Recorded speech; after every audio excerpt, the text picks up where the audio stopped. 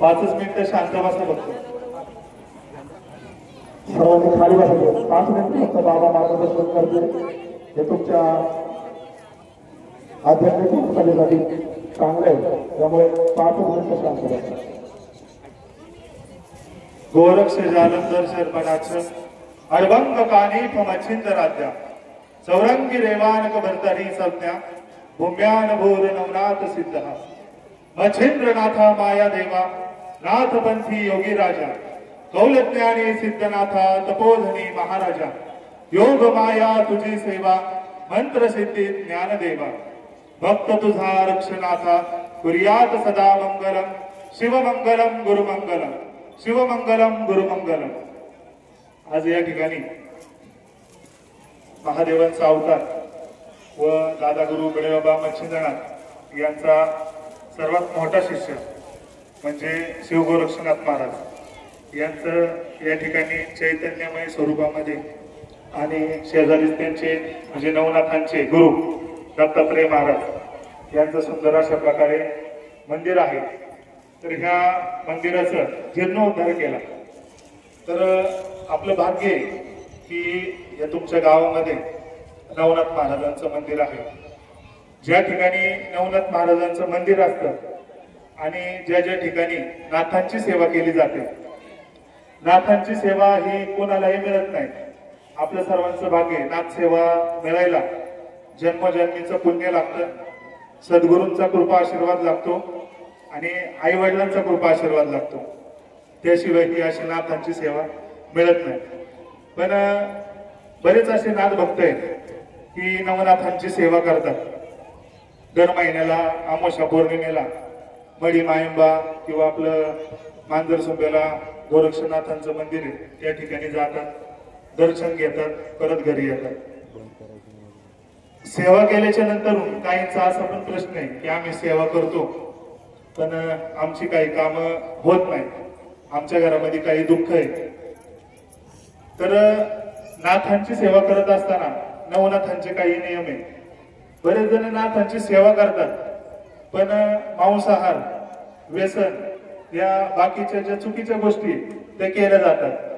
तर नाथ संप्रदायाची आणि नाथांची सेवा करत असताना नवनाथ महाराजांना 5 तत्व अपेक्षित आहे. नाथांची जर सेवा करायची असेल आणि त्यांचा कृपाशीर्वाद प्राप्त करायचा असेल, आपल्या जीवनाचा उद्धार करायचा असेल तर पहिलं तत्व म्हणजे मांसाहार केला नाही पाहिजे. कारण की प्रत्येक जीवांमध्ये त्या नारायणाचा आणि शिवाचा अंश असतो.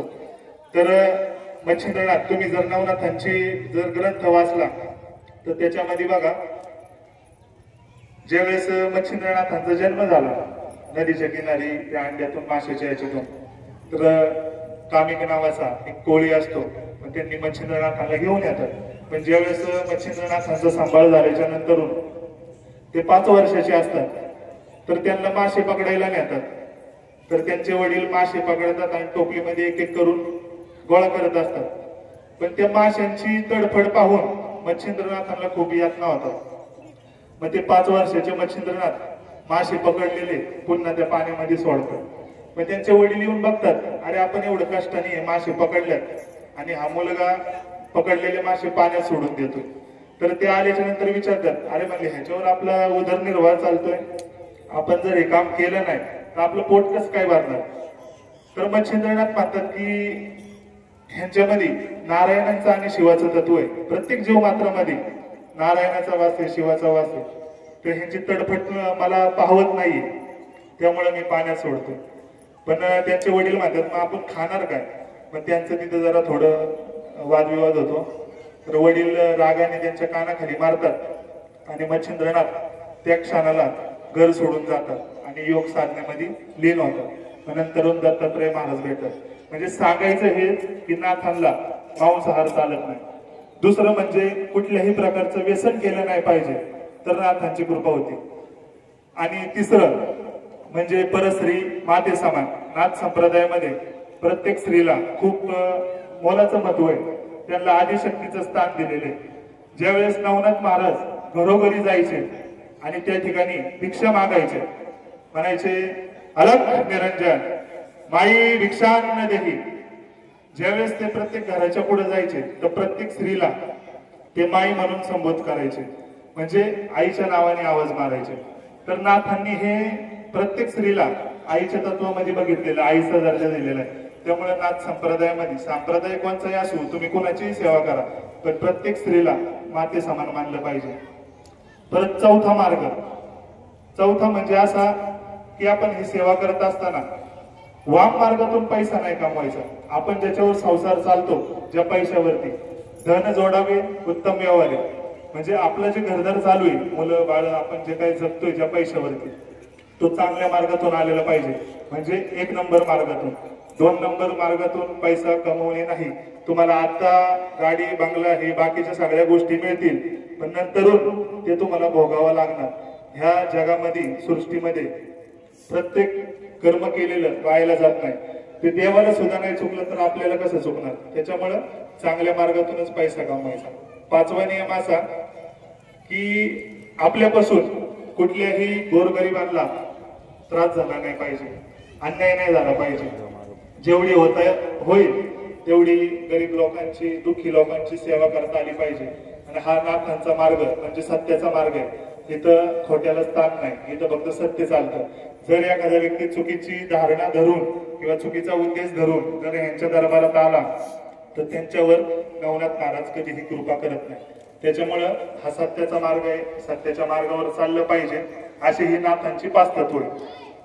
आणि काही समाजामध्ये अशी अंधश्रद्धा आहे की नाथांची सेवा महिलांनी करू नये. असं बऱ्याच ठिकाणी म्हटलं जातं की बाईचा आवाज सुद्धा नाथांना चालत नाही, बाईने प्रवेश करू नये. तर आता हे का करू नये ह्याच्या मागचं उदाहरण असं आहे की महिलेला जे मासिक धर्म येतो तर त्या अवस्थेमध्ये 5 दिवस मंदिरात प्रवेश केला नाही पाहिजे. इतर दिवशी तुम्ही मंदिरात येऊ शकता, दर्शन घेऊ शकता, कारण की नाथाने कसलाही भेदभाव केला नाही. प्रत्येकाला, म्हणजे नाथ हे परमात्मा आहे आणि आपण म्हणजे आत्मा आहे. स्त्री आणि पुरुष असा कसलाही भेद नाथांच्या दरबारात चालत नाही. आता तुम्ही मगाशीच तुम्हाला सांगितलं, नाथ ज्या वेळेस भिक्षा मागायचे तर ते कोणाकडून घ्यायचे? महिलेकडूनच घ्यायचे ना. तर म्हणलं भिक्षा मागायला आल्यावर कोणचा पुरुष यायचा आणि त्यांच्या झोळीत टाकायचा का? पुरुषांनी कधीच भिक्षा दिलेली नाही. तुम्हाला हे पण माहिती असेल की सरस्वती माता, म्हणजे त्यांना मुलगा नव्हता, की संतान प्राप्ती नव्हती, ज्यावेळेस मच्छिंद्रनाथ गेले तर त्यांनी अलख निरंजन माई भिक्षा दिली. त्यावेळेस ती सरस्वती माता आली, ती दुःखी दिसली. त्यामुळे मच्छिंद्रनाथांनी विचारलं की माई तुझं दुःख काय?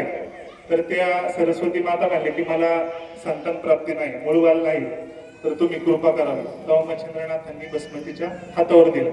मग जर नाथ हे प्रत्येकाच्या घरोघरी जाऊन माईकडून म्हणजे महिलेकडून भिक्षा ग्रहण करत असतील, त्यांना भस्म देत असतील, तर मग त्यांना महिला का नाही चालणार? म्हणजे हे चुकीचे जे समज आहे हे समाजामध्ये पसरवले जातात. नाथांनी कायम एकीने राहण्याचा संदेश दिलेला आहे. आणि नाथ संप्रदायातूनच बघा वारकरी संप्रदायाची निर्मिती. आज तुम्ही वारीला जाता, आता हे वारी चालू होईल, स्त्री पुरुष कसला भेदभाव आहे का? सगळेजण वारीला रामकृष्ण हरी म्हणत ते विठ्ठलाचं नामस्मरण करत जात असतात. तर नाथांनी कसल्याही प्रकारचा भेदभाव केलेला नाही. त्यामुळं नाथ सुद्धा, आणि मेन म्हणजे आता तुम्ही मडीला जर गेले कधी तर मडीच्या बाहेर डाळिंबीचं झाड आहे. त्या ठिकाणी गेल्याच्या नंतर प्रत्येक भाविक भक्त आपल्या मनातील जी इच्छा आहे ना बोलून त्या डाळिंबीच्या झाडाला नाळा बांधत असतो. तर ती कोण आहे? तर ती आहे कानिफनाथ महाराजांची राजस्थान मधील शिष्या. ज्यावेळेस कानिफनाथ महाराज आपल्या नाथ संप्रदायाचा प्रचार करत आणि दुःखी लोकांचे दुःख दूर करत राजस्थान या ठिकाणी गेले तर त्यांनी एका महिलेला दीक्षा दिली. तर त्या महिलेला सांगितलं की माझं कार्य संपल्याच्या नंतर मी ज्यावेळेस समाधी घेईल तर त्यावेळेस तुला दर्शन अवश्य देईल, त्याच्यानंतर समाधी घेईल. पण बाबांनी असं न करता मडी या ठिकाणी समाधी घेतली आणि त्या तिकडं त्यांच्या शिष्यांना कळालं की आपल्या सद्गुरूंनी आपल्याला वचन दिलं की मला दर्शन दिलं आणि त्याच्यानंतर समाधी घेईल. पण त्यांनी आधीच समाधी घेतली. तर ती महिला शिष्या मडीला आली आणि त्या ठिकाणी तिने योग मार्गातून आपल्या शरीराचा त्याग केला. पण तिची ती त्याग केला शरीराचा म्हणून कानिफनाथ महाराज समाधीतून बाहेर आले आणि तिला म्हणले की तू जे हे शरीराचा त्याग केलाय तो वायाला नाही जाणार. या ठिकाणी एक झाड उगवल आणि झाड उगवल्याच्या नंतर माझे जे कोणी भाविक भक्त असतील त्यांनी त्यांच्या मनातील इच्छा बोलून या ठिकाणी नाडा बांधला तर त्यांची इच्छा पूर्ण करायची जिम्मेदारी माझी आणि असा आशीर्वाद देतो. तर म्हणजे नाथांनी सुद्धा महिलेला दीक्षा दिलेली. आता नवनाथ ग्रंथ जर वाचला तर जालिंदरनाथांनी मैनाकिनी राणी म्हणजे गोपीचंद राजांची आई त्यांना सुद्धा दीक्षा दिलेली. परत गोपीचंद राजाची बहीण चंपावती राणी यांना सुद्धा जालिंदरनाथांनी नाथ दीक्षा दिलेली. जर नवनाथ महाराज जर महिलेला दीक्षा देऊ शकतात तर त्यांचा तिरस्कार कसं काय करू शकतात? पण कसं आहे माहितीये का, एखाद्या गावात जर एखादा भक्त असेल मी नाथांचा महाराज थोडक्यात तर त्यांना काय वाटतं की माझंच वर्चस्व या गावावर राहायला पाहिजे आणि नाथांची जर सेवा केली तर कोणाच्याही घरामध्ये दुःख दारिद्र्यता राहणार नाही, सुख शांती समाधान नांदेल. आणि त्या महाराजांना काय वाटतं की सगळेजण माझ्यापाशीच आले पाहिजे, माझ्याकडूनच कामं घेतली पाहिजे. त्यामुळे हे असं अफवा पसरवली जाते की महिलांनी करू नये, ह्यांनी करू नये, त्यांनी करू नये. भक्ती आणि सेवा साधना करण्याचा अधिकार प्रत्येकाला आहे. प्रत्येक जण येत जावं, फक्त त्याचं पावित्र्य जपत जावा. ज्यावेळेस इथं आतमध्ये दर्शनाला येसाल तर पूर्णपणे केसापासून तर पायापर्यंत आंघोळ केलेली पाहिजे. कालचे जुने कपडे आज घालता कामा नये, कारण की आपण बाजारात जातो, शिवता शिवत होती, त्या गोष्टीचं पालन केलं पाहिजे. आपण नाथांना फक्त पवित्रता आवडती, कारण की पवित्र जर राहिलं तर त्यांचं चैतन्य अधिकाधिक अजून या ठिकाणी निर्माण होईल. आणि तुमचं जे दुःख आहे ह्या गावामध्ये आता पाहतोय की बऱ्याच संख्येने महिला उपस्थित आहे, पुरुष मंडळी आहे आणि तुमचं सौभाग्य आहे की पुढे बजरंगबली आहे, तिथं दत्त महाराज आहे, गोरक्षनाथ आहे, चैतन्य आहे. खूप मंदिरामध्ये सुद्धा ऊर्जा जाणवते. फक्त व्यवस्थित चांगल्या पद्धतीने सेवा करा आणि भेदभाव करू नका. समाज एकत्र राहिला पाहिजे, कारण की धर्म एक झाला पाहिजे. आपण काय करतो, स्त्री पुरुष भांडत बसतो, जाती जातीत भांडत बसतो. आपला सनातन धर्म एक झाला पाहिजे, पुढे गेला पाहिजे. सर्वांनी एकत्र या. जे काही नाथांचे उत्सव असतील ते सगळ्यांनी मिळून साजरे करत राहा.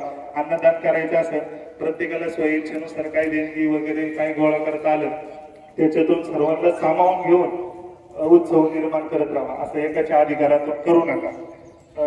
एवढे 2 शब्द बोलून मी माझ्या वाणीला या ठिकाणी विराम देतो आणि अशी बाबांची सेवा करत राहा. मी पुढील कार्यासाठी तुम्हाला या ठिकाणी शुभाशीर्वाद देतो. बाबाजी नाथजी सुद्धा आहेत, त्यांच्याकडूनही तुम्हाला शुभाशीर्वाद. या ठिकाणी माझे 2 शब्द थांबवतो. अलख निरंजन आदेश आदेश आदेश. आपण फक्त 3 वेळा गोरक्षनाथ महाराजांचा जोरात जय घोष करू. ओम चैतन्य सद्गुरु शिव गोरक्षनाथ महाराज की जय. ओम चैतन्य शिव गोरक्षनाथ महाराज की जय. ओम चैतन्य शिव गोरक्षनाथ महाराज की जय. अलख निरंजन आदेश. हॅलो, धन्यवाद महाराज. अतिशय मौलिक पद्धतीचा आपण आपल्या सुमधुर वाणीतून आपल्याला सर्वांना ते मौलिक विचार लाभले, जीवनात उपयोग होईल त्याचा, म्हणून पुण्याचा महाराज आपलं धन्यवाद आहे. आता या ठिकाणी जो सत्कार आपला समारंभ चालू होता तो या ठिकाणी अजून काही आपल्या अतिथींचं करणं बाकी आहे, भक्तांचं करणं बाकी आहे, तो होईल. या कार्यक्रमाच्या निमित्तानं भरपूर प्रमाणात याही ठिकाणी आजच्या या प्रसंगी महिला भगिनी प्रचंड संख्येने उपस्थित आहेत, पुरुष बंधू उपस्थित आहेत. मनापासून आपलं मी आभार मानतो, आपल्याला धन्यवाद देतो.